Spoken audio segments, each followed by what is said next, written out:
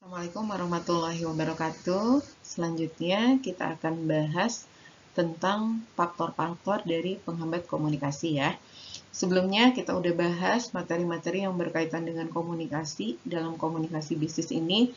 Nah, kita mulai pahami kembali tentang faktor penghambat dari komunikasi. Oke, yang pertama kita mulai bahas ya. Apa sih yang menjadi penghambat dalam proses komunikasi? Itu yang harus kalian pahami ketika komunikasi itu berjalan. Yang pertama adalah tentang kecakapan yang kurang. Apa sih yang dimaksud dengan kecakapan yang kurang? Artinya di sini kecakapan yang kurang dan sikap yang kurang tepat.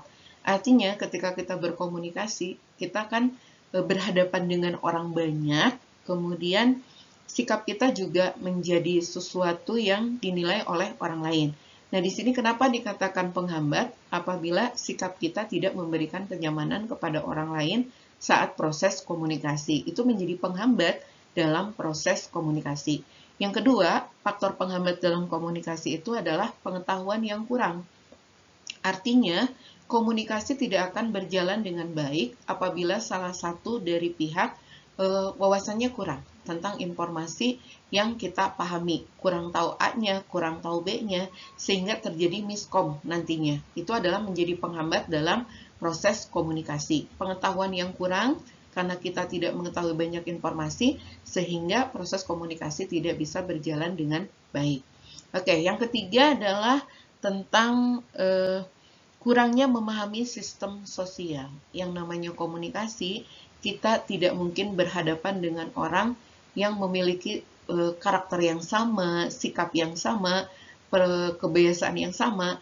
Nah, di sini itu juga bisa menjadi faktor penghambat kita kurang memahami sistem sosial yang ada di masyarakat sehingga terjadi miskomunikasi ketika proses komunikasi berjalan. Nah, selanjutnya adalah prasangka atau prejudice yang tidak beralasan.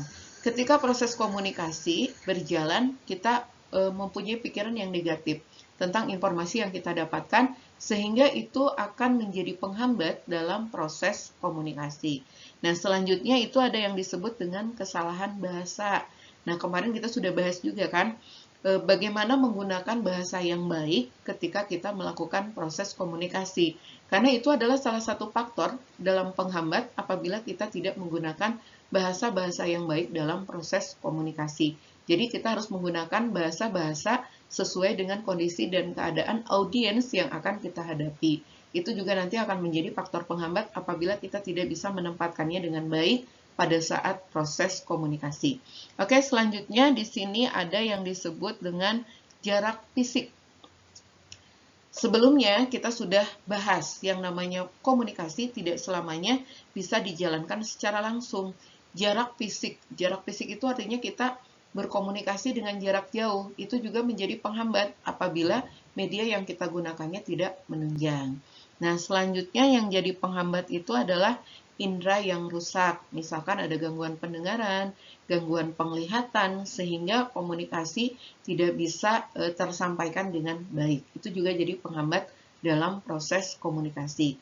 Selanjutnya yaitu ada yang disebut perpabilitas. Apa sih itu perpabilitas? Kenapa jadi penghambat dalam komunikasi? Perpabilitas itu adalah prasangka yang berlebihan. Kita nerima informasi nih, kita berprasangka negatif kepada orang lain, sehingga komunikasi menjadi berjalan tidak baik juga. Karena kita punya pikiran-pikiran yang negatif terhadap orang lain. Itu harus kita hindari dalam proses komunikasi. Selanjutnya ada yang disebut dengan komunikasi satu arah. Ini juga jadi penghambat. Kenapa?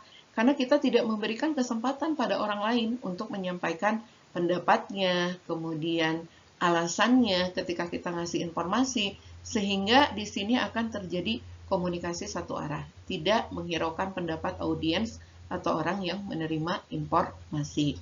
Nah, itu juga harus kita pahami ya, faktor dari yang menghambat komunikasi yang harus kita hindari sehingga komunikasi dapat berjalan dengan baik. Itu mungkin faktor-faktor penghambat yang harus kalian pahami.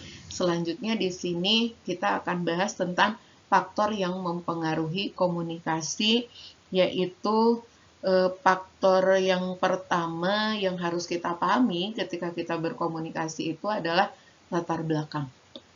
Latar belakang itu biasanya kita nih, misalkan ibu orang Sunda, komunikasi dengan orang Sumatera atau orang Sulawesi, itu harus kita pahami bagaimana kita berkomunikasi dengan orang-orang yang memiliki latar belakang kehidupan yang berbeda. Kita harus bisa menyesuaikan ketika komunikasi itu berjalan.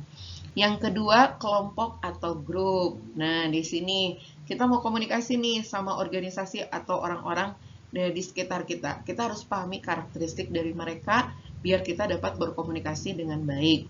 Kemudian harapan. Harapan kita dalam komunikasi itu adalah bisa menyampaikan informasi dengan baik. Maka dari itu kita harus mengetahui harapan-harapan dari audiens yang kita ajak bicara untuk bisa menangkap informasi yang kita sampaikan.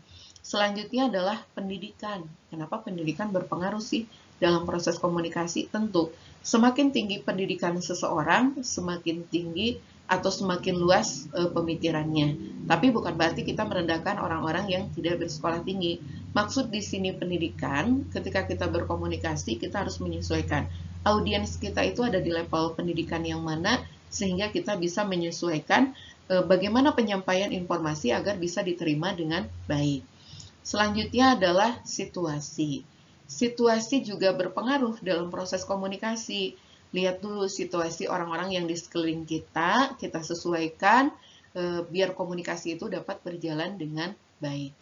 Mungkin untuk pertemuan kali ini, itu yang harus kalian pahami, bagaimana proses komunikasi, bagaimana penghambatannya yang harus kita hindari, bagaimana kita menghadapi berbagai situasi dan kondisi yang dapat menunjang dalam proses komunikasi bisa berjalan dengan baik. Baiklah, untuk pertemuan kali ini dicukupkan sekian. Wabillahi taufiq wal hidayah. Wassalamualaikum warahmatullahi wabarakatuh.